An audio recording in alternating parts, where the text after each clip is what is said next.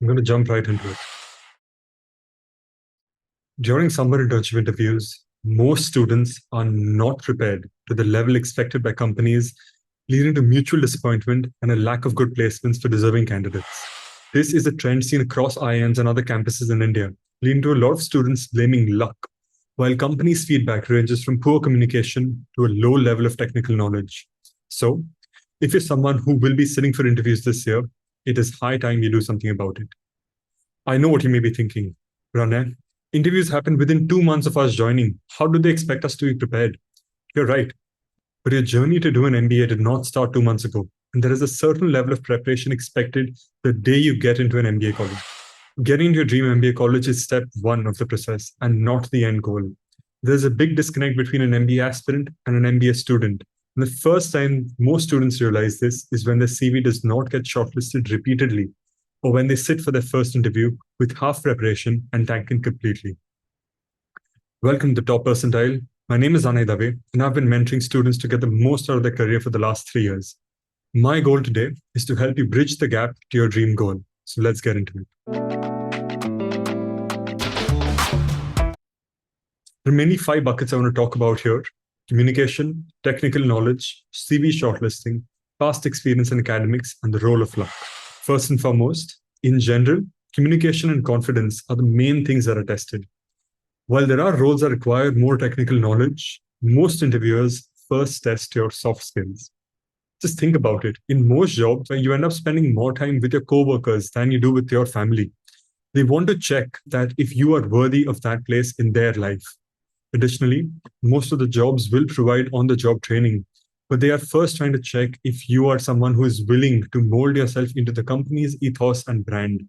Would you be a good future co-worker who is willing to take ahead the flag of the company? And are you fitting into that role perfectly?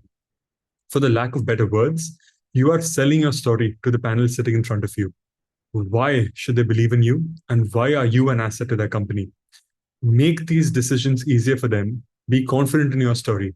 Think long and hard about these few pointers from their perspective and start preparing your story from today.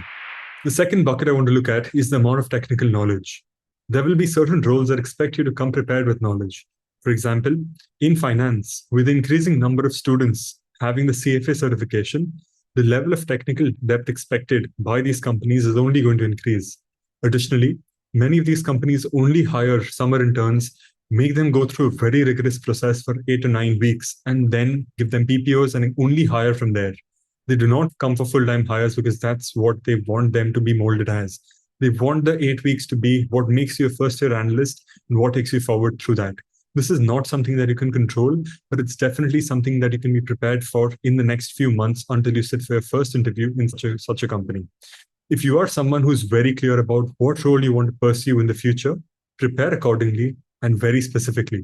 Be thorough in what you're learning and be confident when you sit for these interviews that you know your stuff, right? If not, if you've not decided what you want, what role you want, or what stream you want to go into later, be a generalist. But start working towards gaining a decent level of knowledge that is enough to take a conversation forward with anybody who's sitting across from you. The third point that I want to discuss, and probably usually this is where most students get annoyed, complain, since it looks like a very random process. But this is the shortlisting process through the CV.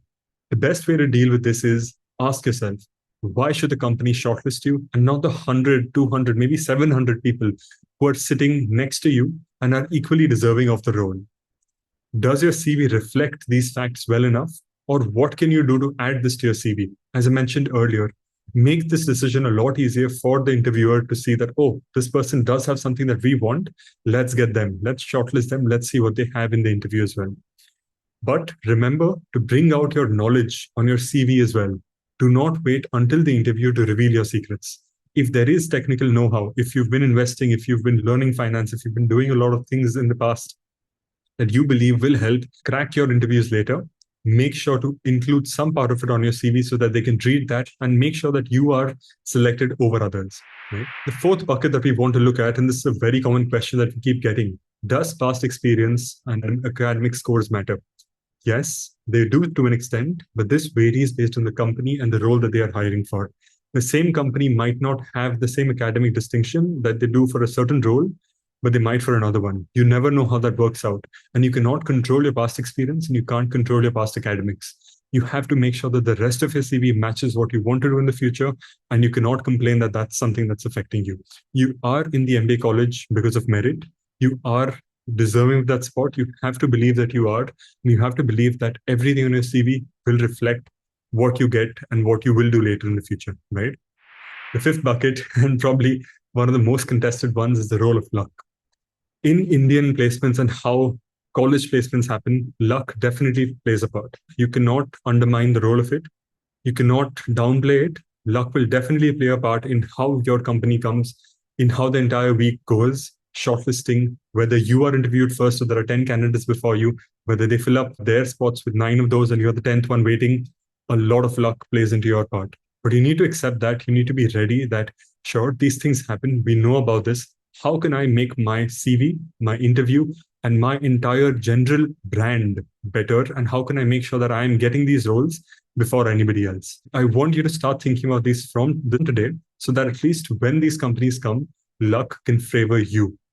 You can at least try to make luck favor you. Make sure that it's going in that direction. At least then you'll be happy about how much you worked. And then luck plays a very minor part in your career. The last thing I want to mention here, it's a bonus point probably, but something that you should always keep in mind is that you might not get your dream company or your dream role during summers. But over the course of 2 years in a B school, you will get multiple opportunities to build your profile and aim for your dream role. So keep working hard over the next few years, over the next few months. Get a PPO, make sure that at least one job is in the bag, and then keep applying for everything else, no matter what you join or where you are. It's a 2-year journey. It's not a 2-month thing where your summer internship decides what you do in the future. But having that confidence to build from now for the next 2 years is what you require. If you have any questions about what I've said, please drop them in the comments. I'd be more than happy to answer. But my name's Anay Dave, and I'll see you in the next one. Bye.